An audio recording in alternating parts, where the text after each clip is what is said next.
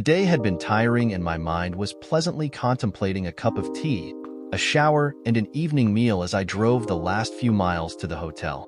My usual hotel could not accommodate me on this trip, so perforce I had to book another, slightly more expensive hotel. I drove a lot in my work, covering some 35 to 40,000 miles a year, and had done so for the last 15 years without accident. Therefore, without boasting too much, I considered myself a reasonably good driver. It was either that or my being very lucky. My eyes were never fixed solely ahead, but flicked in a routine from ahead to side mirrors and then to the rear view mirror regularly. However, as I arrived at the hotel, I must have relaxed just a little too much. I slowed and indicated my left turn and had started the turn when a limousine coming the other way turned right without indicating, across my bows into the hotel entrance. My right foot hit the brake, narrowly avoiding a collision. With muttered imprecations aimed at the driver of the limousine, I followed and parked. The Mercedes S-Class limousine had swept imperiously up to the front door and stopped. The driver got out and ran round to open the rear door. The woman who glided out of the limousine reminded me of someone, but for the life of me, I could not place her. I got out of my car and she briefly looked my way. It was not someone I knew personally, but someone of whom I had seen pictures or perhaps on television. Whoever she was, she vanished into the hotel, and the porter came out and retrieved her baggage from the boot. The limousine driver looked towards me as I stood by my car and raised his hand in a gesture of apology. He obviously considered that sufficient as he got into the limousine and drove away. I pulled my case from the boot and went in to register. There was no sign of the woman. Presumably, she had been fast-tracked through reception. All the while I went through the procedures of registering and in the lift up to my top floor room. I searched my memory to put a name to the face. It is aggravating when you try to drag something from your memory and get zilch. Yet when you turn your mind off, it suddenly comes to you. I was in the shower when her name came to me. Cat Lacey. Then I understood why I had recognized her, but couldn't put a name to the face. It was the hair. Cat Lacey had long, straight, very dark brown hair that hung to her waist. The newspapers called her the British answer to Crystal Gale, which in my humble opinion was absolute rubbish. Why would we need an answer? The same papers 20 years before had labeled Kathy Kirby as Britain's answer to Marilyn Monroe, as if we were so insecure that we needed to match them. Crystal and Marilyn were unique as were Kat and Kathy. The comparison was odious in any case. Marilyn was an actress who sang a little. Kathy was pure songbird and, as far as I knew, had never acted in her life. I had long been of the opinion that all papers have a tendency to print inanities designed to foster controversy, that headlines were more important than actual news. In this case, they suggested a rivalry that didn't exist. The woman who got out of that car did not have the long tresses that I remembered. The hair was quite short and medium brown with blonde highlights, but it was Cat Lacey, I had no doubt. The hotel I usually stayed at would not turn a hair at guests taking dinner wearing jeans and a sweatshirt. However, this hotel with an extra star may have frowned, so I dressed in slacks and a long-sleeve shirt. I usually took a drink and read the paper before going into the dining room, so I found my way to the bar, taking a brief look at the restaurant as I passed. Neither was busy, which to me is not a good sign. If the bar isn't busy by 7:30 in the evening, then there is something wrong. I ordered my usual early evening tipple, a Kronenberg, sat down and opened my paper. I had barely tasted my lager and read just a few headlines when I felt a presence. Looking up, I saw Cat Lacey. I must apologize for my driver cutting you up like that. We were not quite sure where this hotel was, and he only saw the sign at the last minute. I am sorry. I stood. Please don't worry about it, Miss Lacey. I am neither bruised nor injured, and I vented my anger in the car with a few choice words. I'll bet. She grinned. You recognize me? She sounded quite surprised. Well, not at first, although felt sure I knew you from somewhere. It was the hair, or rather lack of hair, that fooled me. Wow. If you remember that, you must be very old. You shouldn't say that, Miss Lacey. After all, the papers were full of you at one time, and I know when you were born. Actually, we are the same age. I remembered my manners. Would you like to sit down, and can I get you a drink? Thank you. Could I have a vodka and tonic? She sat as I took the few steps to the bar. The barman, who was not busy, had overheard our conversation and was already holding the glass to the optic. I returned with her drink. I knew when she was born and where, as I was born just a few miles away. I'm Jack Weston, by the way. How's Sarfind these days? I used the dialect called Estuary English, sometimes incomprehensible to any who didn't grow up either side of the Thames estuary. She giggled. God, I haven't heard it called that for many a year. Moreover, you said it as if you were born to it. Are you from the area? Yes. I was born in Upminster. I grew up speaking estuary English. I knew Southend quite well. I had many a day trip there. I haven't been back to Sarfind for years. She used the local dialect. The last time was when I played the Cliffs Pavilion at Westcliff. She lifted her glass to me. Cheers. I did the same. You obviously remember the long hair.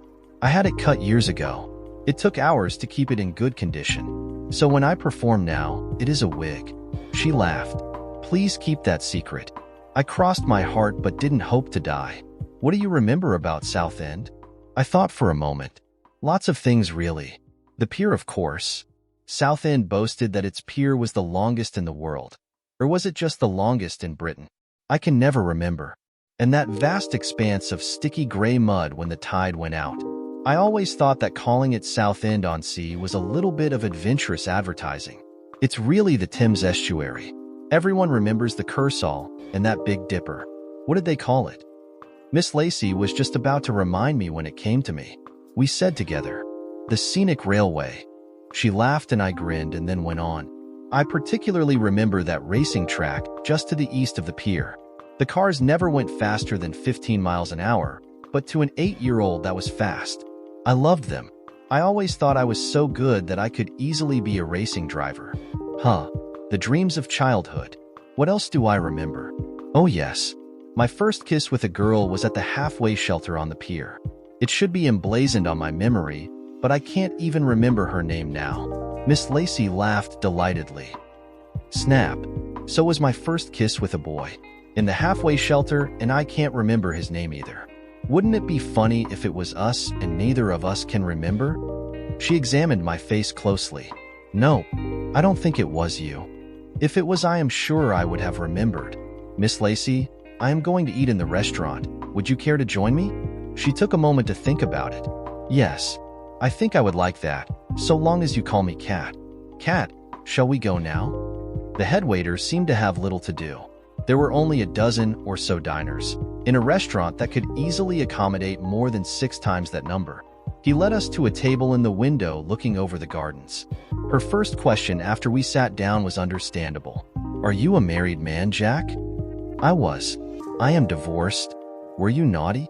No. She walked out one day and never came back. Her parents knew where she was, but would not reveal her location. I suspected at the time she was living with another man. Sometime later, a friend confirmed my suspicion. The divorce after 2 years was quite simple. The papers had been sent to her parents' house, and 3 days later they were back with my solicitor signed without comment. We had a daughter, and she stayed with her mother. My work, being frequently away from home, does not lend itself to being a good parent. In that case, you had it easy. Not like mine. I knew about Kat's divorce. After all, as a celebrity, it was front-page news for a while. What with that and my so-called manager, I think I shall have to work until I'm 90 if I live that long. Again, her bust-up with her manager had been front-page news. He had been helping himself to large amounts of her earnings. Evidently, he had managed to conceal from her the true value of her contracts. Yes, I read about that. I can imagine, she said sardonically. The Red Tops had a field day with that. Then the Inland Revenue, who had been paid based upon my supposed earnings, didn't want to give me a rebate until I could prove that I hadn't got the money. Do you know how difficult it is to prove that you don't have money? You don't mind talking about it? Why not, Jack? It was all in the papers anyway. I would hate that, I remarked. Everything you do, everyone you see is there for the world to see and comment upon. It's life, she replied sadly. Become a celebrity and you become public property. I didn't want to be a celebrity. I just wanted to sing and make people happy. Well, you did that. I can remember I Follow. So full of love and hope for the future. I would bet that you can't remember all the others, Jack, she remarked. Many of them were very forgettable. Sorry, I of course knew about you and did hear some of your recordings, but your music wasn't my cup of tea. You didn't like rock? She smiled and pretended shock. What do you like? Swing. The big bands of the 40s. Music you could dance to and lyrics you could actually understand. Kat was laughing as I told her. Did you say you were born in the same year as me? I reckon you were fibbing, probably 20 years before if you ask me. The waiter had brought the menus as we were talking. Neither of us had picked them up, as our conversation was for that moment more important. There were quite a variety of dishes on offer, but my frequent stays in hotels had taught me that choosing the more exotic dishes would result in a long wait for your meal and disappointment when it finally arrived. I would ignore the a la carte menu and stick with the table d'hôte. I opted for safe and simple, the baked cod with sauté potatoes and salad. Kat chose a 4-ounce sirloin steak, rare to medium with salad. She was surprised at my choice. I would have thought you would choose a big steak. Wouldn't most men choose that? Possibly, but I am not most men. I can see that. She grinned. Doesn't like rock, listens to music from the Ark, doesn't go for steak.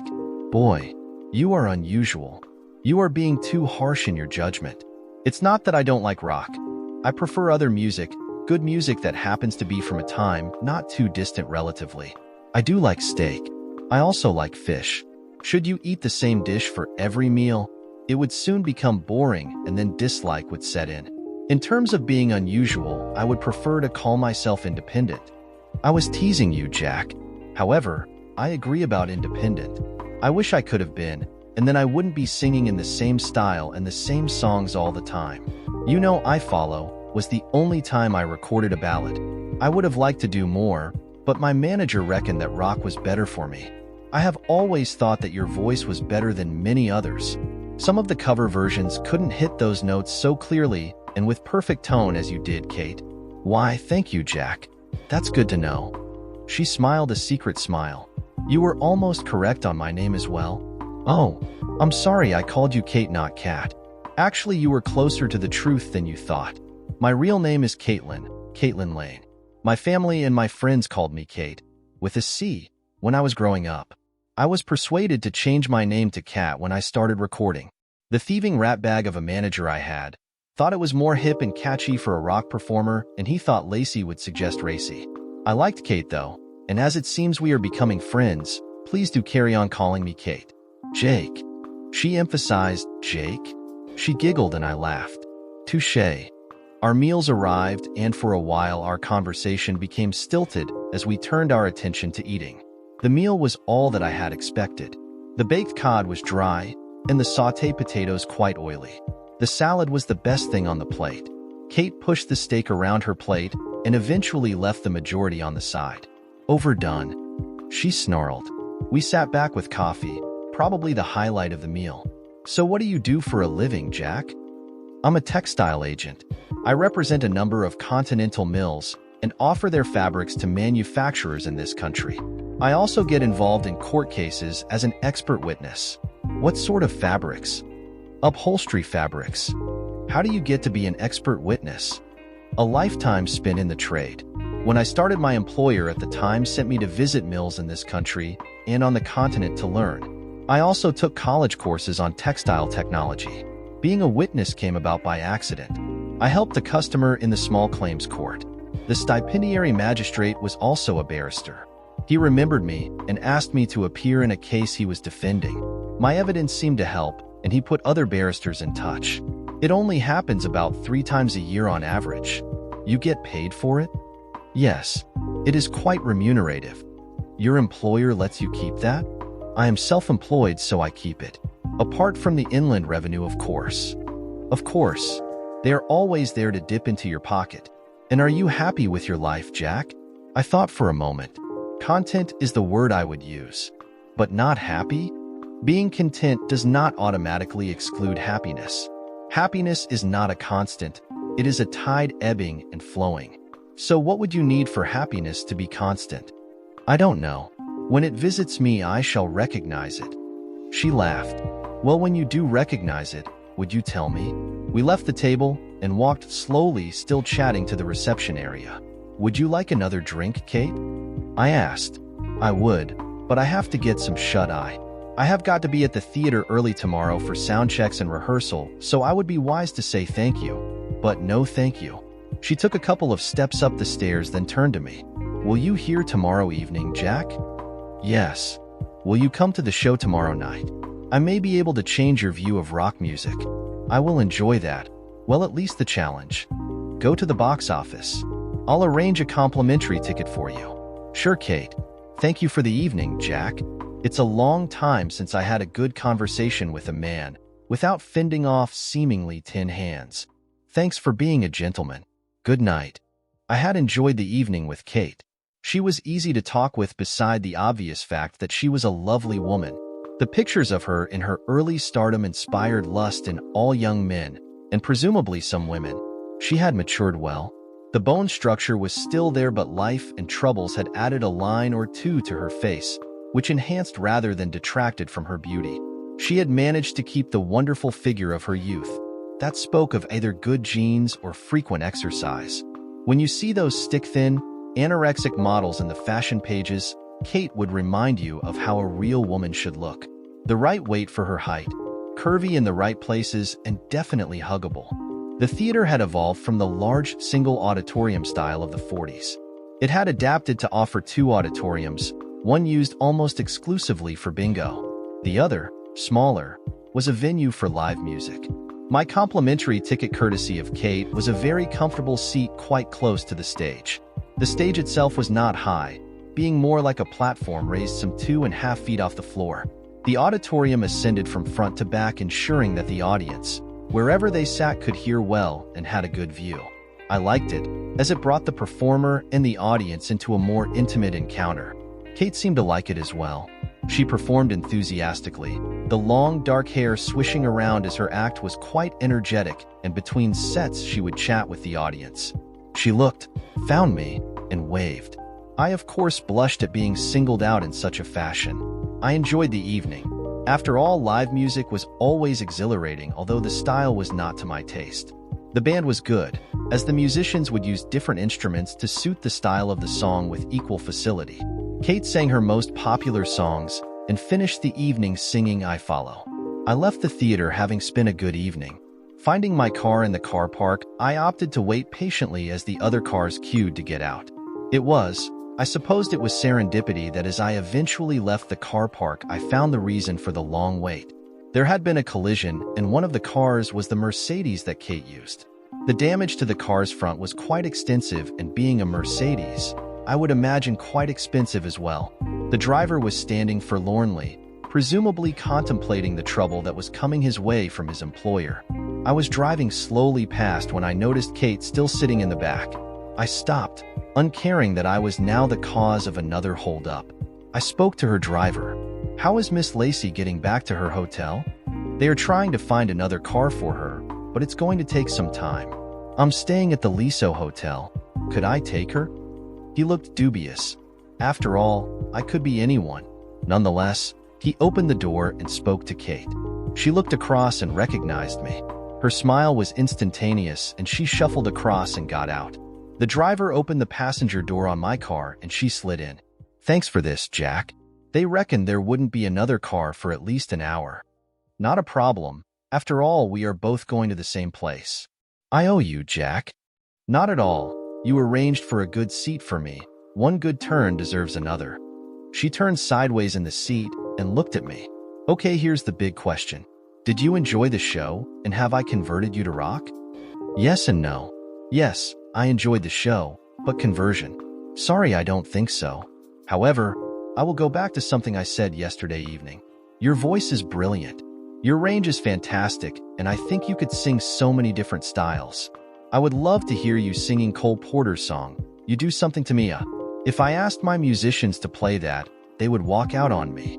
If they were the band you had on stage with you tonight, they wouldn't. They were good. I agree with you there. I was lucky here. Sometimes you get groups who cannot even read music properly. Why did you pick You Do Something to Me? It needs quite a range. It can be interpreted as earthy, plaintive, or just happy. I think that with your voice you could cover all of those easily. You seem to have a better opinion of my voice than many of the so-called professionals. The only true critic of a song and the singer is the listener. If what I hear encourages emotion and pleasure, then the music has done its job. The professional critics don't seem to understand that simple fact. Wow, don't let them hear you say that. When we arrived back at the hotel, Kate thanked me again for the lift. "May I buy you a drink?" she asked. "Go on then. You have twisted my arm." We walked into the bar. There were no more customers tonight than yesterday evening. The bartender was still not busy and attended to us immediately. "Let me guess," he suggested. "A Kronenberg and a vodka and tonic?" I looked at Kate, who nodded. "Spot on," I told him. Kate showed him her room key. "Charge to my room, please." We sat down and raised our glasses to each other. "I enjoyed the evening, thank you." "You're welcome, but I am disappointed that I haven't converted you to rock." I shook my head. "I don't need to be converted. I never said that I disliked rock. It's just that my taste takes me in a different direction. Music is about how it affects our emotions. My emotions are stirred by soothing sounds, gentle melodies, and a softer beat. Rock is in your face. It doesn't allow contemplation. It's demanding. There are times when my mood requires rock, so I'll listen to it. Most of the time my mood requires swing, or the complete opposite of rock, classic. It's not a case that liking one style of music automatically excludes another style. They complement each other." I stopped speaking suddenly. I felt foolish for saying these things to a professional. "I am sorry. That diatribe was a little impudent." Kate was wearing a big grin. "No need for apology. I am pleased to know that you can get emotional about music." Her grin faded as she went on. "I was emotional about music when I started singing. That was knocked out of me when my manager, the agents, and the A&R men got involved. For them, it was all about success and plays. The more plays on the radio, the more the disc would sell. They didn't look at it from the emotional pull of a song. They saw money. If the music that you like can inspire that depth of emotion, I will have to listen to some." She looked at her watch. "Shit, do you know the time? I need to get some sleep. Are you here tomorrow as well?" "No. Unfortunately, I'm moving on in the morning." "Would I be impertinent in asking you, Jack? Would you give me your phone number?" "It's not impertinent." I fished out my wallet and gave her one of my cards. It had phone numbers, work and personal, and my home address. She read it carefully. "Where the hell is Holland Ward?" "It's between Derby and Ashbourne. There is a village, but Holland Ward defines an area. I live about 3 miles from the village." "Have you got another card?" I gave her another card. She turned it over and wrote on the back and gave it back. "This is my private number and my mobile. No one but my closest friends have these numbers. You understand what I am saying?" I nodded. "I will probably call you as I am all over the place at the moment, and you won't get me on either number until I'm home. Will you mind me calling you?" "I would love to hear from you." "Good." She leaned over and gave me a kiss on my cheek. "Good night, Jack. Talk soon." Let's look at the story from Kate's perspective. Things had changed for me. The time on the road hadn't changed. It was always this way, except when I started it was for a week or 3 to 4 nights at the same venue. Now I was lucky if I got 2 nights. I didn't bemoan my situation. I was still doing the thing I loved, singing. When I was young and fresh, there would be small presents in my dressing room with offers to dine, or to supply me with something that would relax me. Well, you can imagine what they thought would happen after. It didn't. I was a rock chick that didn't do the drugs and sex scene. Doesn't sound possible, does it? It's true, though. I saw early on what happened to the girls who went that way. The media trashed them, unlike the guys who, it seemed, enhanced their profile with every spliff they smoked and every teeny bopper who dropped their knickers for them, especially when the girls seemed to be underage. It's a man's world, and despite the efforts of the woman's lib crowd, it still is. I became cautious of any entanglement. Oh, I did have some relationships, but my relationships worked themselves out over a period of months rather than hours. When I married, it was to a guy in my backing group. I married for life. He married for security, believing that there would always be a place for him in whatever backing group I used. The problem with him was that he still thought of himself as freelance. He was free with his lance, and he had a Bill Clinton zipper. Getting divorced was not easy. The legal bit was a piece of cake, but the publicity was horrible. The tabloids could not believe that he would cheat on the beautiful, shapely girl he married without cause. So the rumors started. There was something wrong with me. I was frigid, or perhaps I was a lesbian. He was guilty, yet I was the one who was tarred. My manager, the little shit, had guided me all through my career until 2 years ago. I was young and innocent when I signed up.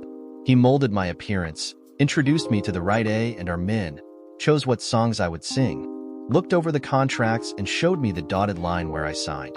After 20 years in the business, I learned a thing or two and asked some pertinent questions of him. I read the music papers and was astounded at how much I was presumed to be earning. Yet I didn't have anything like that sort of money in my accounts. The answers he gave me were so evasive.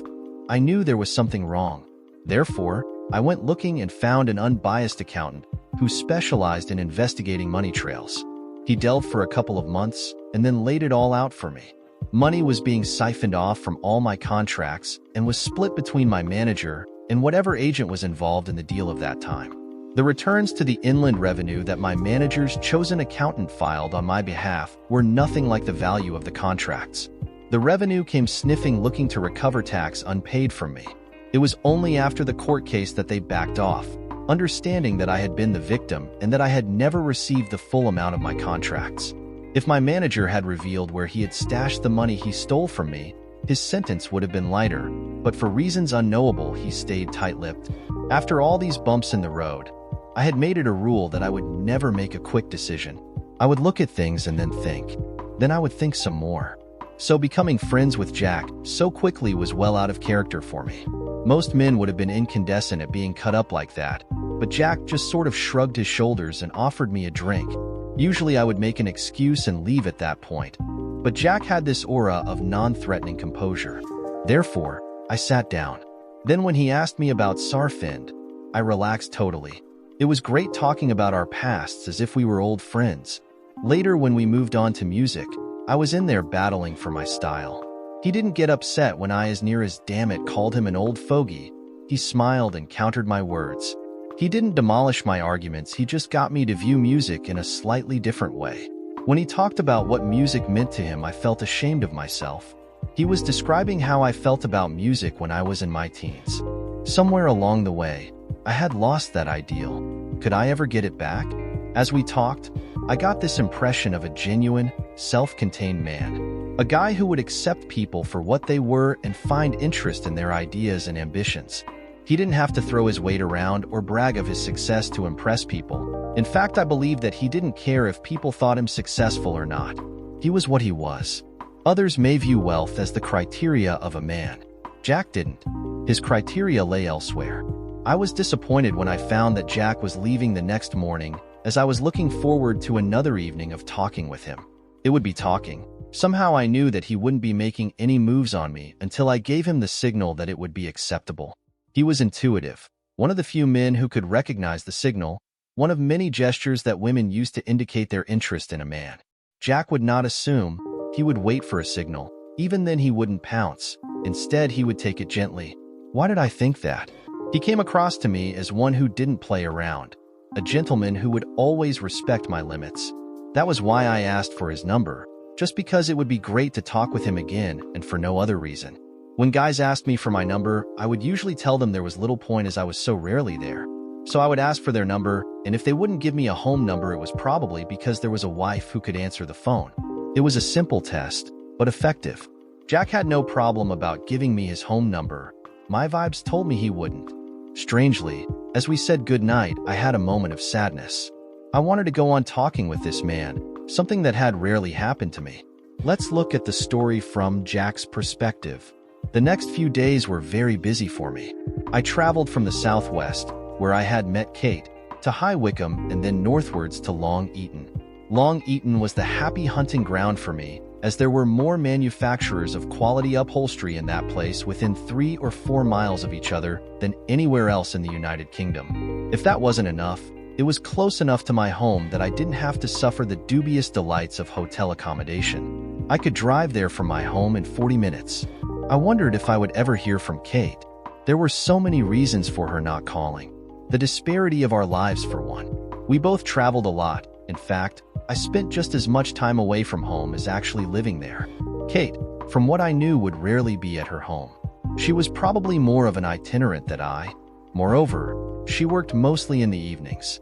I knew enough about the music industry to know that her days would be busy as well. There would be promotions, guest appearances on TV chat shows, rehearsals, sound checks, enough to keep anyone busy during the day apart from performing in the evening. There would also be a lot of time spent in the recording studio, although I cannot recall, now that I think about it, of her releasing much of late. As the days passed, I began to believe that I would never hear from her. A week at home beckoned me 10 days later. Not a holiday, although I would get some time to relax. I needed to get my accounts in order for the annual audit by my accountant prior to sending in my income tax return. This was the time when panic could set in as I searched for invoices, commission advices, receipts for items claimable, and other documentation the Inland Revenue deemed necessary. I had found most of these, and they were arranged in neat piles on my desk in date order when the phone rang. I picked up expecting to hear from one of my customers. Jack Weston. Hello, Jack. I'm surprised to find you at home. I would have thought you were out selling your fabrics. The voice was instantaneously recognizable. Kate, how nice to hear from you. This is a paperwork day. It's great spring morning, so as soon as I have finished I can go out and enjoy the air. I bet you were thinking that I would never call. I laughed. Well, something like that had gone through my mind. I mean, you were so busy. So busy I would forget a friend? I don't know. She was giggling. Well, you should know. I wouldn't forget the guy who needs to be taught about rock, would I? If that is the case, I need to teach this famous rock singer about swing. Oh, we do have a lot to talk about then. She became serious. Jack, I have got a 3-night gig at the Assembly Rooms in Derby. Is that close to you? Yes. I live about 10 miles from Derby. When is it? 3 weeks' time. I can get you a comp ticket, but more importantly, I really would like to pick up on our chat before. I will be in Derby for 5 days. Would you have dinner with me one of days I am not singing? I would love to. Good. I will call nearer the time, and we can get things arranged. I am stuck in my flat in London, trying to sort out the mess my manager has left me. It does look like a nice day, but I doubt that I will get to see anything of it. Oh, by the way, I looked for Holland Ward on the map. It's almost non-existent. You must live way out in the country? Yes, it is. I have an uninterrupted view of rolling hills dropping gradually down to the valley of the River Dove. You're a sadist, Jack, telling me of your idyllic situation. It does sound nice. The only view I have is of roofs of other buildings and occasional glimpses of the sky. I got up and walked to the window. Yes, I like it. It was just what I needed after the trauma of the divorce. Without thought, I opened the window. The breeze blew in and carried away those piles of neatly sorted papers on my desk. Bugger. The wind has just blown away my paperwork. It's taken me 2 hours to sort, and now I shall have to do it all over again. Kate was laughing. It's comeuppance for you, teasing me with the description of your home. I have no sympathy for you. A bit of envy, possibly. I shall have to come up and see it sometime. You would be welcome. Must go, Jack. The other phone is ringing. Talk soon. Bye. I wearily picked up those papers and started to sort them again. The call was interesting. I had thought that she would never call, or that if she did it would be merely a telephone conversation. The surprise was that first, she wanted me to be at her concert, and second, that Kate wanted to continue our conversation. The comment about her coming up and seeing the cottage was possibly a throwaway remark, or maybe an indication of more interest than I had thought. I had never been one for building castles in the air, so the throwaway remark was the more likely, and I thought no more about it. 2 weeks later, Kate phoned again, this time in the evening. This was not the hurried conversation of our last phone call. I could tell that Kate was relaxed, and apart from making our arrangements for the Derby concert, we talked of other things. Music to start off, then our chat morphed into other topics. She was quite interested in the cottage. You were kidding me when you said that you could see rolling hills descending into the river valley, weren't you? Honestly, Kate, it's true. The cottage was originally a farm laborer's cottage. I bought it from the farmer, Harry Gill. I had it modernized and extended. So you get water out of a tap, rather than pumping it up by hand? There was laughter in her voice. You've got it. Of course, it's difficult to fill the tin bath. I have to boil a lot of kettles to get enough hot water for that. Then there is the little wooden outhouse for personal things. But apart from that, I am quite sophisticated. Kate was giggling nicely as she asked, And I suppose you take your bath in front of the fire? No. I go outside on the terrace. It's easy to empty it then, straight onto a flower bed. That I would love to see. No way. A man's got his right to privacy when he's taking his bath. Taking a bath outside is not exactly private. Anyone could see you. Not much chance of that. The nearest place is 2 miles away. 2 miles? Yes. I'm in the back of beyond here. It also means I can play my music as loud as I like. There's no one to complain. That's fantastic. I really must see this place of yours someday. Somehow, I was not averse to that. When you meet someone and are able to talk to him or her easily, and without having to watch what you say, you know there is something more there. What that was I didn't know, but I was looking forward to exploring. Well, give me plenty of notice and I'll dust and vacuum. That's if I can find the vacuum cleaner.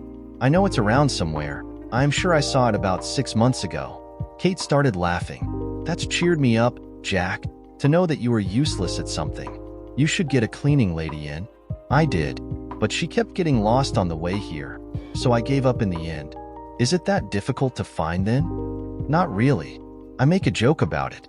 The lanes around here are not named, and there are few signposts, so unless you know where you are going, it's quite easy to lose your way. It suits me as I don't get those irritating people doing surveys for this, that, and the other, nor do I get the canvassers for the energy companies.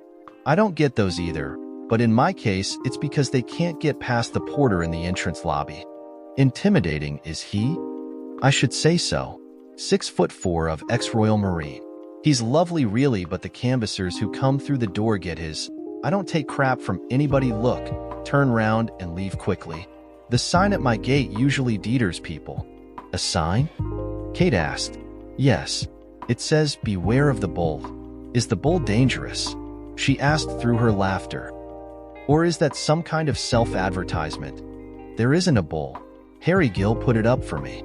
He does have a bull, but it's never in my field. I hesitated for a moment, but then it was Kate who had brought innuendo into the conversation. I don't advertise. I am very select and selective. I could hear Kate giggling. Well, that's a change. Nothing like my ex-husband, I am pleased to say. Our chat finished soon after that. We agreed that I would see her for dinner at the Ramada on the Wednesday night. Her gig was for Thursday through to Saturday evening. The comp ticket she had arranged was for Saturday evening. I met Kate in the bar of the Hub restaurant at the Ramada. The smile of welcome as she saw me was flattering, as was the kiss she gave me. From what I had heard, air kissing either side of the cheek was de rigueur for celebrities. Not so for Kate. Her lips actually made contact with my cheek. It's so good to see you, Jack. I feel as if it has been a long time since we met in Devon. It's good to see you too, Kate. I replied. How do you like Derby? I haven't seen any of it. The car met me at Derby Station and the next moment I was here. I could have walked it in 5 minutes. This whole area seems to be new. It has been derelict for years. Many years ago, it was the Midland Railway Steam Locomotive Works. Now it is all new development. The Derby County Football Stadium is just down the road. Ouch, stadiums. Thank God I am not playing that. I remember playing at Wembley once. I was support for a rock band that had 3 hits, played Wembley then vanished into obscurity. Their sound system was rubbish. You get echoes in a stadium, and my last phrase was coming back to me as I sang the next. The group got confused, and at one point I was singing with no accompaniment. What a night that was. Never again. I went to the bar and ordered some drinks. We sat down in the rather overlarge club chairs and toasted each other. Have you been busy since we met? I asked Kate. Well, so. She answered. I have done gigs in Newcastle, Edinburgh, Glasgow, and then back down to Bristol, Reading, and Guildford. Have you been busy? Yes. Funnily, I was up in Newcastle for a couple of days. Then I had a week in Belgium going through new product with the mills I represent. During the summer months, I am not so busy. Come September, I will have quite a lot of new designs to show as the manufacturers get ready for the furniture show. A waiter came over and asked us if we would like to move into the dining room. It was the right time as the bar was becoming crowded, and I could see people looking at Kate with querulous expressions. I knew what was going through their minds. Was she who they thought she could be? Alternatively, was it someone who looked like her a lot? Kate ignored the looks. I suppose she was used to it. We followed the waiter, and he showed us to the table Kate had booked. We sat down and he placed a menu before each of us and hovered with the wine list before placing it in front of me. She then startled me. It's the hair that does it. They are not sure. Getting my hair cut short was the best disguise I could have used. She looked at me accusingly. But it didn't fool you. That's because I'm an Essex boy. Essex boys have got news, I said, putting on my estuary English accent. Kate replied with a smile. Well, I'm an Essex girl, and you know what they say about them? A much undeserved reputation. Anyway, you aren't wearing white stilettos. I did when I started out. I must have looked a sight. All that long hair, makeup plastered on with dusty Springfield eyes and white stilettos. You could sing though, and that made a difference. Dusty was fantastic, and when you came along you had much that reminded people of Dusty. In what way? It was the delivery. She sang, and people would believe that she was singing with personal experience. However, she had an aura of being untouchable and unavailable. You had that same delivery, but you could have easily been the girl next door. Well, in your case, I was almost the girl next door. If you can ignore the 16 miles between Southend and Upminster. The waiter returned and I ordered a bottle of Pinot Noir. We were both having the roast of beef. If you liked Dusty and Cat Lacey, you must have been into rock at one time. Kate was delving. All I know of Dusty is video from her best years. What were we at that time? 17 or 18? If you wanted to find a girlfriend, then you had to go where music was playing. So yes, I did listen a lot to rock. Were you successful? She smiled as she asked. Here and there, from time to time. You're not going to tell me, are you? Like most lads of the time, I enjoyed the company of girls. Unlike most lads, how much I did, and with whom I did it must remain confidential between the girl and me. If you didn't boast, you must have been even more successful. Girls like a guy who doesn't tell everyone what they got up to. Exactly. So where did your interest in swing come from? As I said, I heard a lot of rock then, for the reasons I mentioned, but I didn't buy rock music. I bought classical. You know, Tchaikovsky, Rachmaninoff, and Beethoven. Stuff like that. I am sure you didn't boast about that. That would be a complete ugh, as far as girls were concerned. I laughed. Yes, you're right. I got some very funny looks when I mentioned it. The waiter arrived with the wine and of course wanted to go through the ceremony of offering a little taste for me to agree it was drinkable. He filled our glasses upon my giving the okay. Then I carried on with my musical history. It was when I was about 21 that I started listening to swing. That film, The Glenn Miller Story, was on television one afternoon. I was home recovering from a broken leg. Normally I wouldn't have watched such a film, but that was the days before remote controls and I couldn't get up to switch the channel, so I had to endure it as I thought. Endure didn't come into it when I heard his music. That was it. I was hooked. And the rest is history. Yes, it was literally history. I was blown away by music of the 1930s and 40s. It's a disease, you know, incurable, but no bad side effects. So what exactly is the appeal? I had to take some time to formulate an answer. It's emotional for me. I am not being nostalgic about the music being played when the whole world was at war, but I can understand why many people who lived through that could relate to swing with a nostalgic emotion. I suppose it could be the way that 20 or 30 musicians could play different parts of one melody at the same time. You know, melody, harmonics, and counterpoint blending into one homogeneous sound. A sound that would get you swaying, moving your feet, and feeling happy. I shook my head. That is a very simplistic explanation, and I don't even think that I have got to the core of it. Whatever the reasons, the sound makes me happy.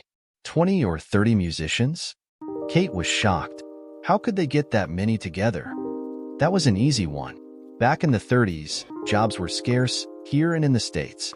Music and dancing was one way to allow people to forget for a moment the struggle of low income and the lack of jobs. Becoming a musician was almost a guarantee of regular work, as there were so many dance bands touring the USA. So learning to play an instrument properly was sensible. At that time, pretty well all of them could pick up a music score and play the music almost immediately. That plucked a chord with Kate. She nodded her head sagely. We still have musicians like that, and they are in constant demand for recording. They make a good living too. Some of the groups I have toured with were useless. It was their tour because they had made a smash hit or three. Acts like me were booked as the group needed help. They play their half a dozen hits and that's it, they're done. The audience had paid for an evening's entertainment, and the group could only fill about an hour of the evening. Therefore, people like me were carried along to fill out the bill. That's when you find out that the smash hit was made in a studio with professional session musicians. I know of a few who acted as if they were playing, but in actuality were lip-syncing to their own recording. Their guitars were not even plugged into the amplifiers. You're talking about manufactured groups. Yes, they sling the guitars around their necks, act like they know what they're doing, but in essence it's a big con. Well, I can say one thing. Swing orchestras played it for real, and as I have heard you sing live, I can say the same for you. Thank you, kind sir.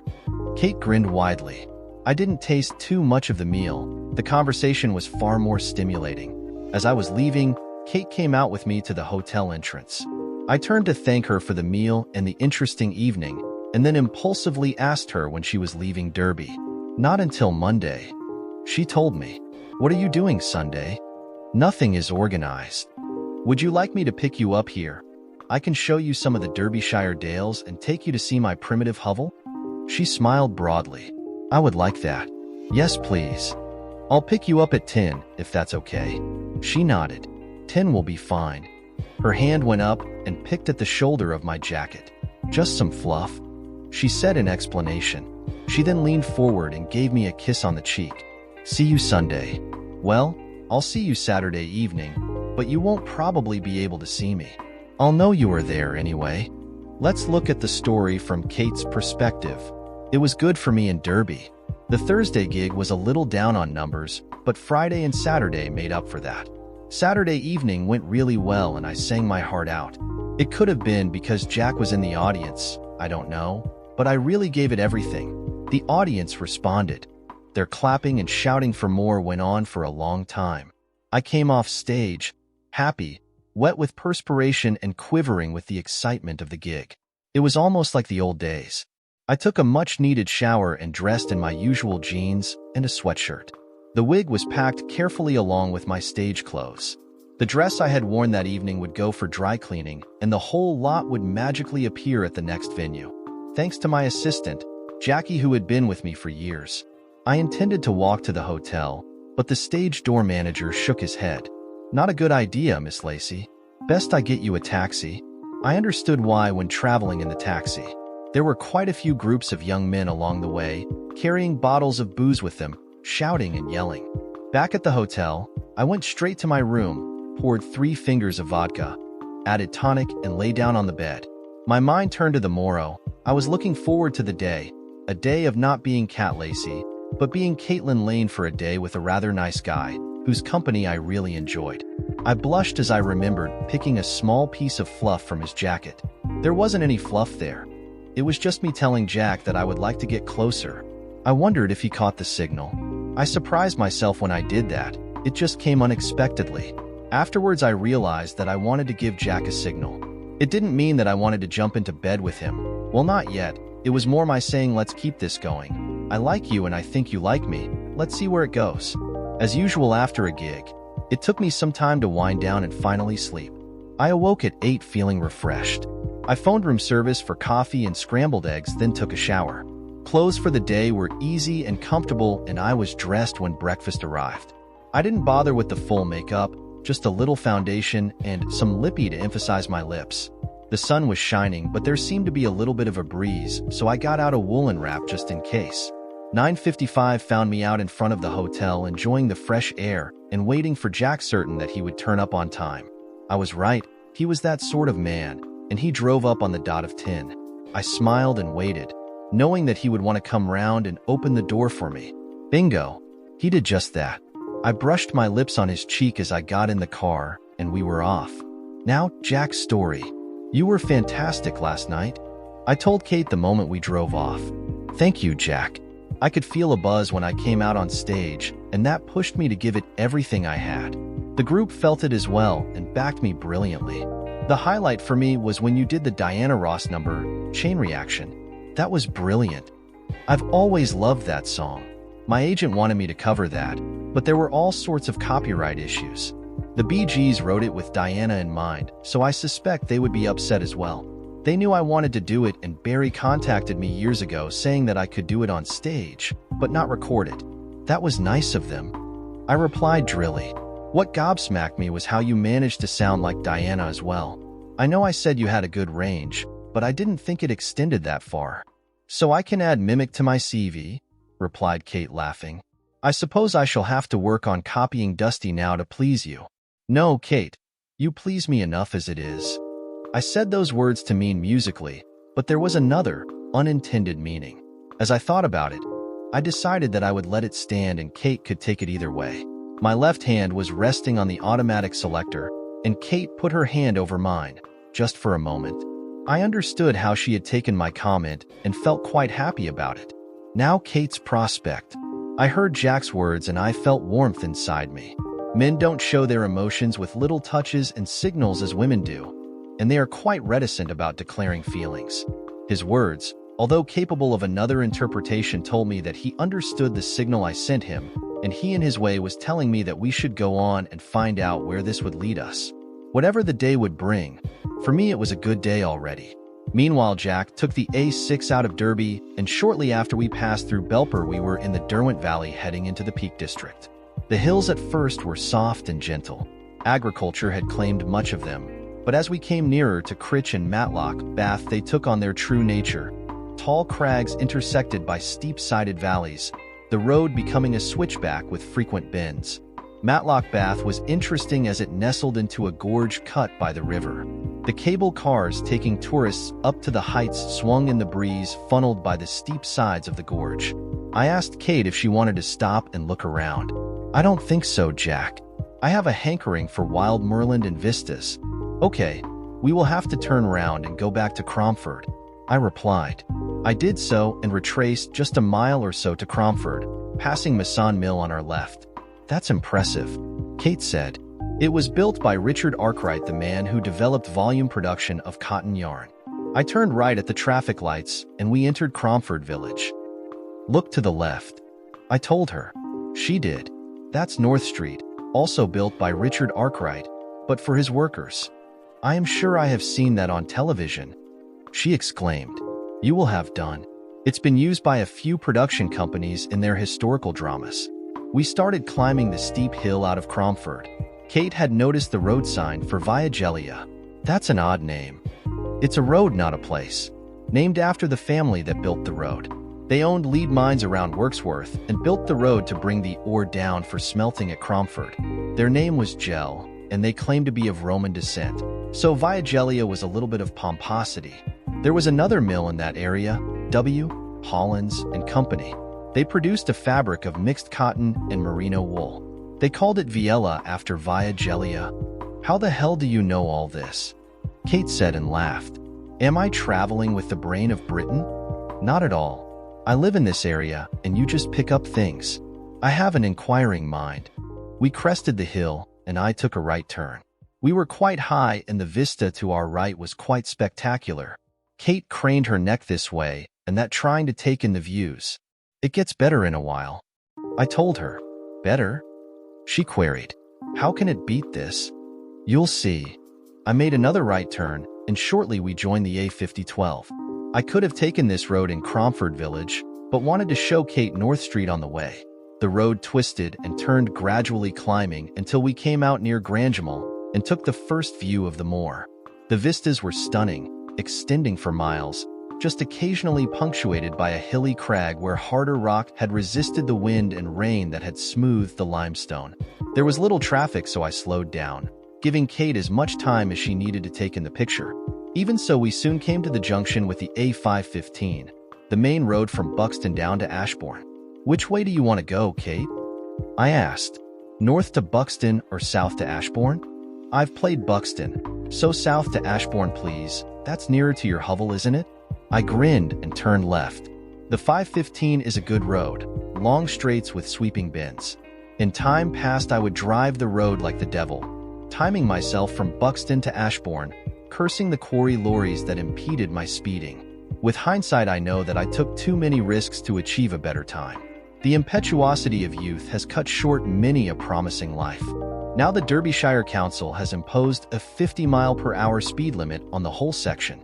Today, I didn't mind as I listened to Kate's exclamations of delight as yet another vista presented itself for her appreciation. Suddenly, her head whipped round. Was that a railway? She was astounded. Yes, it was. It was closed years ago, and the authority has graveled the path for walkers. It's 13 miles long. Do you want to walk a little? I would love to, but... She looked down at her shoes, flat but lightweight. I don't think I am actually dressed for that. She paused and took a deep breath. Could we do it some other time, Jack? I know I am making a big assumption that there will be another time. So I suppose I am asking if we are going to see each other again. The answer is yes, and I was hoping that we would. Kate relaxed back into her seat. I looked over quickly and she had a happy smile on her face. Good. She relapsed into silence and returned to the scenery. A little later, she spoke as if she was talking to herself. In all these years, I have never been able to do this. I was always Cat Lacey, but today I am Caitlin Lane, just an ordinary woman on a day's outing with a good friend. She turned with a smile on her face. A really good friend, and I would like to see a lot more of him. She paused, then giggled. And you can take that any way you want. In next to no time, we were in Ashbourne, and I took the road to Holland.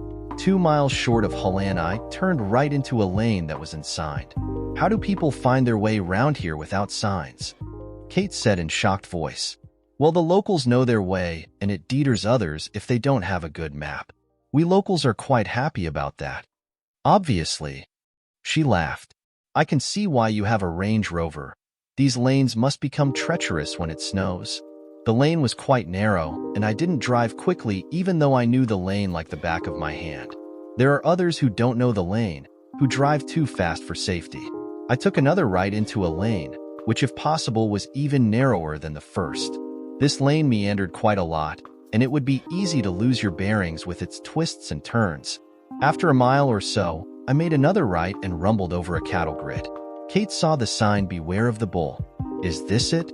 Yes. I swept the sheep droppings out this morning, so it is quite presentable. The graveled path veered to the left and then a long right curve, which took us round a granite outcrop. As it straightened out, you could see the tiled roof of my cottage. As Kate looked to her left, she saw the view I had described to her. Rolling acres of pasture and arable fields all gently falling away into the distance. The gravel gave way to rough-hewn slabs and I brought the car to a stop just alongside the sidewall. I got out and walked round to open Kate's door. Welcome to the hovel. Her face showed her disbelief. We walked round to the front of the cottage. I had stretched the truth a little when I said it was a farm laborer's cottage.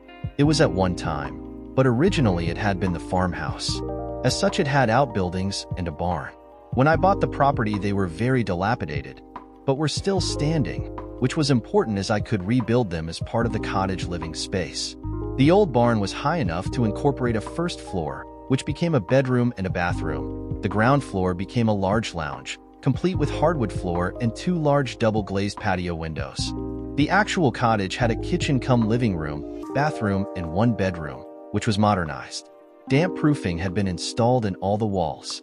The connection from the barn to the cottage was through one of the other outbuildings, which was slightly extended to contain a mudroom as well as the walk from one side of the building to the other. The local planning authority looked askance at my rebuilding ideas as I was stretching the planning laws a little beyond the norm, but agreed to my plans when Harry Gill's brother, who was the local council representative, put in a word for me. Kate looked at the place, then at me. Hovel, she said in a derisory tone. Hovel, you need to take your tongue out of your cheek before you bite it off. She laughed at my expression of hurt. Come on, Jack. Show me around this hovel. Oh, and point me to the bathroom on the way. I did as she said and told her I would get some coffee on the go. She joined me later in the kitchen. I thought I may have to use an earth closet, but you do seem to have found the 20th century. Ooh, coffee. I need. Make it strong, Jack. I need caffeine. I made the coffee and carried it through to the lounge. Kate took over, pouring 2 mugs. How do you like your coffee, Jack? 2 sugars and very little milk, please. She gave me a mug and picking up her mug wandered to the windows. That view is fantastic. I could stand here all day and just look at it. She turned to me. I have always thought that you had got yourself sorted. By that I mean at peace with yourself. Now I know why. living here you can't help but feel at peace. Yes, it does that for you. Play some music, Jack. Anything but rock. Rock would somehow be out of place here. I nodded and switched on the music system, selecting a disc from a large collection. Okay, now you will hear my music. There was only one choice really. I hit the play button and the strains of Glenn Miller's Moonlight Serenade filled the room. Kate, almost without thinking, started to sway. That's what it does to you. She turned from the window with a frown on her face. I've heard that before, but it seems flat. That's because it's the original recording. It's not in stereo. I'll play another recording, which is... I waited until the final chords flowed away and ejected the disc. I then found the other recording and slotted that in. Kate started swaying again and smiled. That's better. This has got fullness and color. Why did they record it twice? Glenn Miller didn't. The second version was made in the early 90s by a revivalist swing band. But it's perfect. Well, yes. You can still buy the score, and good musicians can reproduce Miller's sound perfectly. Kate gestured to me to replay the track. She danced around the room humming the refrain as she did. Are there lyrics? Not originally. Miller recorded it as an instrumental. However, it was so successful that a guy named Mitchell Parrish wrote some lyrics for it. I was at my computer as I spoke. It's been recorded often, Frank Sinatra for one, Carly Simon, and many, many more. Ah, here it is. I clicked on print, and within a minute I handed them to Kate. She studied them. Play it again. I saluted. Yes, ma'am, and you should say Sam after that instruction. Kate looked at me with a querulous expression and then laughed. So it's old films as well as old music. She curtsied. I'm sorry, sir. Would you play it again, please? Of course. Kate went through it a couple of times, stopping when she got the phrasing wrong. Finally, on the third attempt, she sang a very creditable version. I could not believe what I heard. I know I had said she had a great range, but she seemed to have the knack of changing her tone and style to suit. The loud performer singing at the top of her range for rock suddenly became feline, her voice purring over the lyrics, injecting so much sex appeal into the words and the music. What is more, she was singing here in my lounge, singing just for me. The song finished. Kate looked at me with sparkling eyes. I love it. I want to record it. It's fabulous. Then her face fell. But where am I going to get an orchestra to sing with? I went back to the computer and Googled Swing Bands UK. Even I was surprised at the result. I showed Kate the results. I doubt that all of them are suitable, but I am certain that some of them could do the job you need. She clicked on a few, rejecting most, then suddenly came alive. I know him. She pointed to a name. He does sessions, and he is good. I didn't know he was part of a swing orchestra. I can phone him when I get home. I've got his number somewhere. Kate's enthusiasm was infectious, and I hated to bring her down to earth. So what other tracks will you do? The enlivened face vanished. You're right. If I am going to hire a band in a studio, I need much more than one song. She glared at me. You're the one who started this. Find me some more songs. I sat back down at the computer and opened my music. I began creating a playlist from songs I thought she would like and sing well. Shall I make some more coffee while you're doing that? That would be good. I am sure you will find everything. I'm sure, and it will give me an opportunity to have a good snoop in your kitchen. She winked cheekily. 10 minutes later, she came back with the coffee just as I finished what turned out to be quite a long list. I checked it again and deleted a few, and then clicked on Playlist.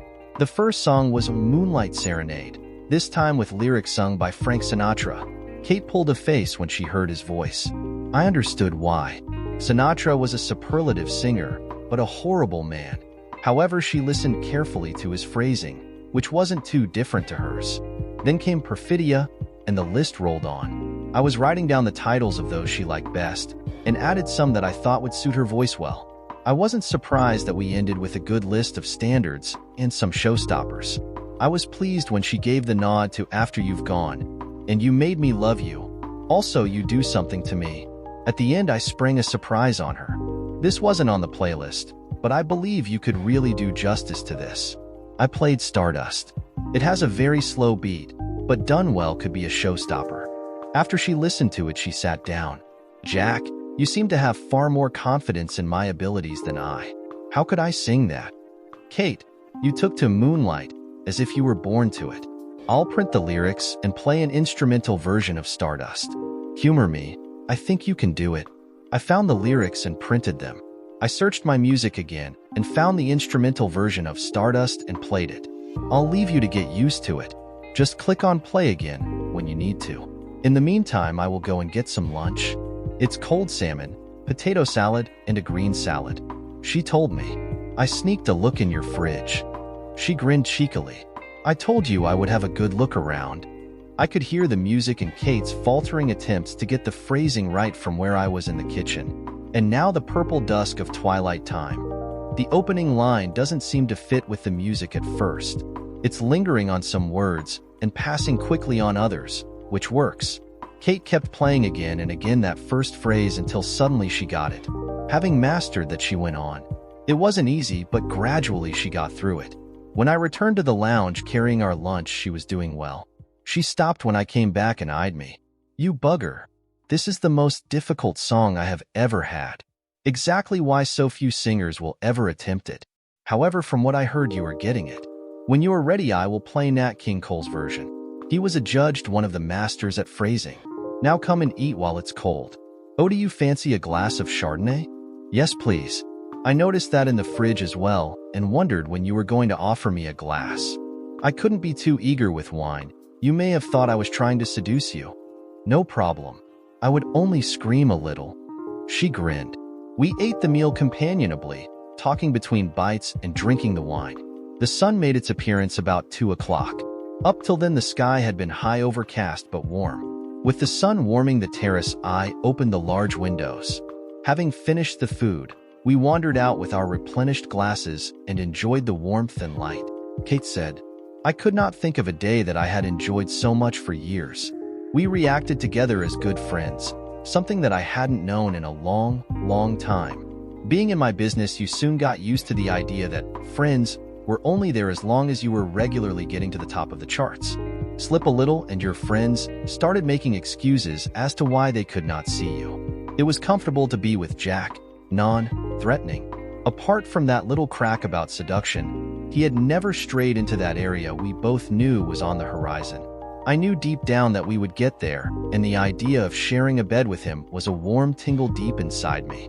I also knew that if that happened, it would be permanent for both of us. Now that was a happy thought. I had been single for a few years, and I didn't like being single. When I married, it was with hopes of having that solid foundation I needed after going on the road. You travel with lots of people, but still you are lonely. I needed that secure environment of home, loving arms to hold me, and for a moment enjoy the normality of a home before I had to go again, off to the mad life I led. It hadn't worked out that way. Perhaps marrying someone in the business was a mistake. Jack could be that.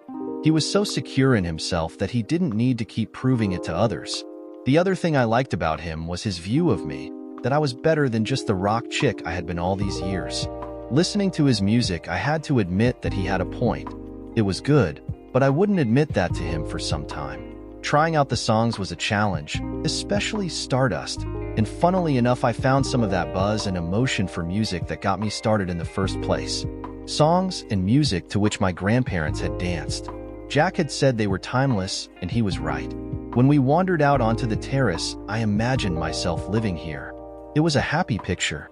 I watched him as he strolled to the edge of the terrace and picked a weed from a pot. Even that simple task he did with control and deliberation. Yes, he would be the man I could come home to, shelter in his arms, and become normal for a while. I debated offering to stay tonight, but decided against. This relationship was going in the right direction. I didn't need to force it. It would happen, and when it did, I was sure it would be one of the best things in my life. And I would make sure I was the best thing in his life. Kate decided after lunch that she wanted to have another attempt at Stardust. She was doing better with it, but was still a little labored in places. I made more coffee and we sat down to relax. You said you had a daughter. Do you see her regularly? Kate asked to me. Yes. As I said, the divorce was easy and it was obvious that Ellen would stay with her mother. My work, being often away from home, wouldn't be right for my parenting her. There were no problems about visiting rights. I suppose my wife felt guilt and decided to be as accommodating as she could, especially as I was reasonable about the split. Your daughter's name is Ellen? That's not a usual name these days. I grinned in memory of the rose we had about the name. She was named after my grandmother. I thought it wrong, but my wife insisted. I suspect the idea that my grandmother, who was quite well off, would look kindly on us in her will. She did, but by that time we were divorced, so for my wife it was all for nothing. Your grandmother did look kindly on you then? Yes. This place is the evidence for that. I couldn't have afforded the rebuilding without her legacy. Kate was smirking as she said, "Oh, and I thought you did it all with your own hands." Huh. I laughed. Not likely. I can wire a plug, but that is about the limit of my handyman expertise. Kate returned to the topic of Ellen. How old is your daughter now?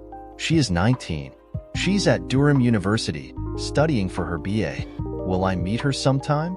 I was not so stupid to understand what Kate was really asking. I hope you will, and many times. I am sure you will like her, and her, you. Hopefully when you are next here, she may pay a flying visit. I noticed the small smile on Kate's face as she understood my words. Flying visit? Yeah, she's a 19-year-old. There is so much she has to do, you know, parties, clubbing, hanging out with her mates. You know the score. She comes to see her old dad for a fleeting visit to justify the car I bought her. She happily laughed. I know what that's about. I love my mom's steak and kidney pie. Whenever I got home between tours, she would make me one, just to remind me of the sense in getting home often. So you still go home occasionally? Yes. Mom and Dad don't live in South End anymore. When Dad retired, they moved to Frinton-on-Sea. Ooh, very posh. Not so much as it was. I think they have a takeaway Chinese now. That amused me. The main road into Frinton had a level crossing with the railway on the outskirts of the town. The story, most likely apocryphal, was that should anything like a coach party approach, the level crossing gates would be closed until the coach party gave up and drove off to nearby Clacton. The town council years ago would not give planning permission for takeaway restaurants. It was probably untrue, but those were the stories at the time.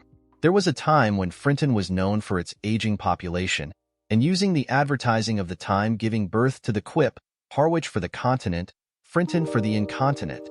Kate finished her coffee and got up. I shall go and freshen up, and could you take me back to the hotel, please? Or call a taxi? I looked at my watch. I hadn't realized how the time was going. Just goes to show how time flies when you are having a good time. No problem, of course I will take you back to the hotel. Kate smiled her thanks and went off to the bathroom. I cleared the plates and took them to the kitchen. I returned to the lounge and closed the big windows. I turned and found Kate standing behind me. She took a step closer and I opened my arms. She flowed into me. With her head on my chest, I heard her. Jack, this has been a great day, thank you. If you can put up with me, I would like to do this again sometime. I would like that. Sometime soon, I hope. I felt her nod. Yes, soon. She looked up at me. Perhaps I could even stay?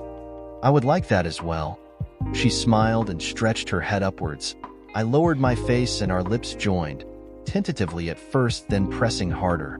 Her mouth opened a little, and my tongue slipped in seeking her tongue that actively sought mine. Her hand came up behind my head and held me in place to prolong the kiss.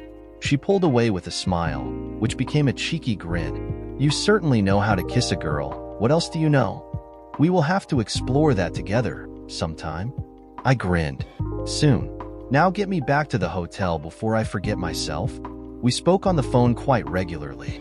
When she left Derby, she had a 2-night show in Bristol, and then she was back home. There was nothing in her diary for the next 3 weeks, so she contacted Steve Brackley, the guy she knew who had organized the swing orchestra. They met and discussed her plans. Steve was just as excited as she. Evidently, whilst they got regular bookings, they tended to be for corporate events, and they were asked to play a mixed program of music, not just swing. Steve thought that the opportunity to collaborate with a name, such as Cat Lacey, would give them a real chance of becoming not exactly headliners, but certainly a much higher profile. He discussed the idea with the other members of the orchestra, and they were quite happy to give the idea a chance, especially as Cat was looking to put together an album, funding it herself. They offered their services on the basis of taking a percentage of sales. All of this was related to me over a series of phone calls. Then came the day when Kate told me they had got a date for the recording studio. Jack, We're recording on the 18th and 19th. The guys are going to lay down the tracks first, and then I shall dub in the vocals. Steve's reinforced the saxes and brought in a very good clarinetist. He reckons it's the closest to Glenn Miller he's ever heard. Sounds great, Kate. I can't wait to hear the final version. I'm so excited about it. I'm sorry we had to drop Stardust. I just couldn't get it right. But Steve rearranged I Follow to a swing version, and that is fantastic. Don't worry about Stardust. You'll get there one day, I'm sure. Steve says that if the disc sells and we get some tour dates, he suggests that we tour as Cat Lacey and the Steela Swing Band. What do you think? It's different. Where does Steela come from? It's a combination of Steve and Lacey. That should work. You know that the vocalist traveling with a band normally didn't get a mention. Yes, Steve mentioned that. He reckons that my name is essential to bring the audience in. Well, from my perspective, he's right. But you could say I am not impartial. She giggled. I'm not impartial either. In fact, I am quite partial to you. When this is put to bed, can I come up and see you, and perhaps you could put me to bed? I caught my breath and stuttered. I don't think I would find that a pleasure. Her voice was very soft as she replied, I am sure that I will. Meanwhile, Kate, the rehearsals were done. It's not often that I looked forward to rehearsing, but this was special. First of all, I had a band behind me of really good professional musicians, many of whom I knew from sessions in the studio. I was not too surprised to see 3 females in the band. One played keyboards, another blew both alto and tenor sax, the last, a girl who could not have been older than 21 who played both clarinet and tenor sax. I found it easy to keep my lyrics in time, as I was so close to the band that the swing beat literally throbbed in my body. Steve was smiling all the time, running out of superlatives to describe the sound we were producing. Now we were in the studio. I sat with the technicians with headphones on as Steve and the band laid down the tracks. I said they were all professionals, and they were. None of them were strangers to the recording studio, as most of them worked as session musicians anyway, now coming together to play the music that they liked. They went about their job and laid down 15 tracks easily within the first day. Each track was close to 8 minutes in length, although my lyrics would only last for 4. A CD would allow for the extra length. Steve came in the next day when I had to record the lyrics. He actually conducted me, bringing me in when he wanted me to sing and giving me the timing, although I had sung these songs so frequently in rehearsal that I was pretty well spot on. But having him there was an encouragement. It would be good to say that I got it down right first time. I didn't. A couple of times I sang the wrong words. The other times it was because of a technical hitch. My microphone was not balanced to the band's recording on a couple of occasions, and the other was when the microphone gave up the ghost halfway through. No one jumped up and down screaming angrily. This was par for the course in recording studios. I was completely wiped out when we finished. I was wearing a sweatshirt and jeans. The sweatshirt had a deep V of perspiration down the front and the back, and my bra felt like my breasts were sitting in pools of rapidly cooling water. Despite the discomfort, I was hyper when we finished. We had got something good in the bag. Steve had listened to some of the completed tracks and was jumping with joy. We had laid down 15 tracks believing that we would have to drop 1, or maybe 2. When I joined Steve and the sound engineer in his booth, they were talking about it. The engineer turned to me and said, I would not like to suggest what tracks should be shelved. They're all great. If it was me, I would press them all. Steve agreed, and that was it. Decision made. In the following days, the engineer played all the tracks and balanced them for tone and volume. Only when he was satisfied with that would he make the master, and that again was thoroughly checked for imperfections. There actually were 2 masters. One was kept safely, and the other was sent off to a company that specialized in disc production. I had ordered a first run of 5,000.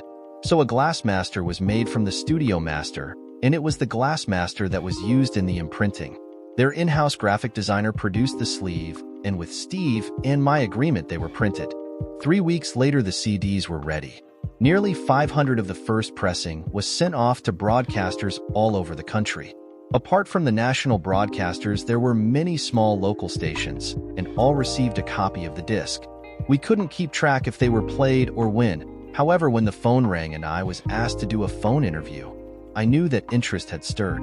I was listening to Radio 2 one morning when the presenter announced, "Here we have one of our favorite rock stars singing golden oldies that our grandparents listened to. The album is called Cat Lacey swings, and wow, this is Cat in a very different mood, and how well she does it.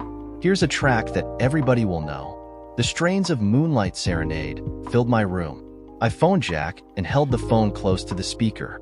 When it finished, I spoke to him. As far as I know, that the first airing on Radio 2. If they play it, is almost bound to start selling. Jack, I am so excited. I have already done a phone interview with a station in the Midlands, so they must have played it. That sounded great, Kate. I am bubbling, Jack, and it's all down to you. I don't think that you can say that, Kate. Yes, I do. You got me hooked, and I can see a whole new career opening in front of me. I've got to phone Steve. He may have had some feedback by now. I'll let you go. Talk soon. I really want to see you again. My heartbeat quickened with those words. I want to see you again, Jack. I would like to experience the peace and quiet of your home again. There were other things I wanted to experience as well. However, I didn't say that. Let me know when you want to come up. I'll take a few days off. I promise, Jack. Soon. Soon was put on the back burner as interest in our CD grew. The music papers started asking for interviews. I did more phone interviews on air with stations all over the country. However, what was more important, the company handling the production of the disc was getting orders.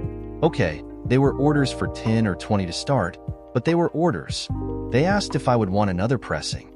So far, I had invested quite a lot of money in this, and I would have liked to see bigger orders before committing to another pressing. I stalled on that and told them I would get back to them. The next day, I almost phoned and told them to press another 5,000 after I got a call from a booking agent for me to do 3 nights in Leeds. It hit the buffers when he told me he had a good group lined up who could back me with my new sound. I am sorry, Mr. Furlow. I will only work with the Steel Swing Band. I had already discussed this possibility with Steve, and we had agreed that the package was all of us or none.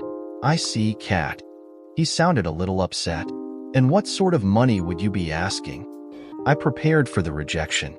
He wanted his group who were possibly under contract to him. I quoted the rate and heard the gasp. You are joking. No, Mr. Furlow. You get 18 of the best musicians in the land, and you get me. We will give you 2.5 hours plus intermission. You won't have to book supporting acts.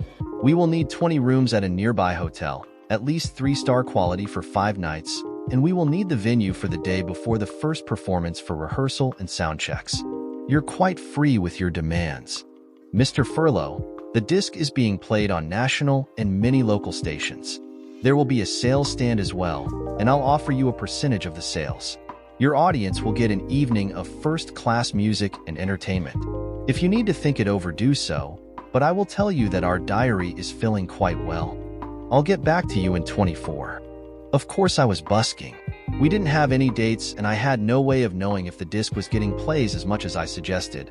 But I did know agents who, from personal experience, were quite happy to rip off anyone inexperienced and uncertain. This may be something new in style, but I had been around long enough to know which side was up. I didn't know it when I spoke to Mr. Furlow, but we did have a date. Steve phoned me that evening. Kat, the band has a date for next week. It's a corporate do, 1 night in Basildon. I thought it may be a good opportunity to start building an act if you came along. The fee is reasonable, so we will share with you if you decide it's worthwhile. I like the idea, Steve. We should be working up an act. I've just put the phone down on a booking agent who could have 3 nights in Leeds. I think he had a heart attack when I told him what we wanted. He's going to get back to me. Yes, I would like to come along. I don't want anything. You guys have been good enough to me already. Let's just call it rehearsal. Okay. I won't tell them you are coming along. It will be a surprise for them. They booked us under our old name, so it will also be a surprise when they get the Steel Swing Band. Should we bring some discs? I know it's a corporate event, but some may want to buy something to remember the evening. Yeah, we'll do that. I don't think they will mind, particularly if you will autograph them. I phoned the distributor and placed an order for another 5,000, asking them at the same time to send me 500 of the original batch. Then I phoned Jack. Let's look at the story from Jack's perspective. I was both pleased and disappointed when Kate told me that she would be busy for the next 2 weeks. Pleased, of course, that her venture would appear to be taking off. The disappointment needed no explanation. As we passed from June into July, it was the start of my slack time.